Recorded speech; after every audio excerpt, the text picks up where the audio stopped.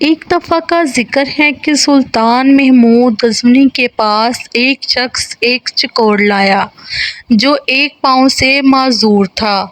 جب سلطان نے اس کی قیمت پوچھی تو اس شخص نے چکور کی قیمت زیادہ بتائی۔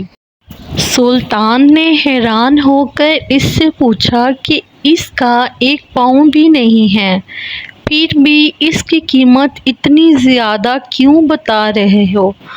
تو وہ شخص بولا کہ جب میں چکوروں کا شکار کرنے جاتا ہوں تو یہ چکور بھی شکار پر ساتھ لے جاتا ہوں، وہاں جال کے ساتھ اسے باندھ لیتا ہوں تو یہ بہت ہی عجیب آوازیں نکالتا ہے اور دوسرے چکوروں کو بلاتا ہے۔ اس کی آوازیں سن کر بہت سارے چکور آ جاتے ہیں اور میں انہیں پکڑ لیتا ہوں۔ یہ سن کر سلطان محمود غزنوی نے اس چکور کی قیمت اس شخص کو دے دی اور اس کے سامنے اس چکور کو ذبح کر دیا۔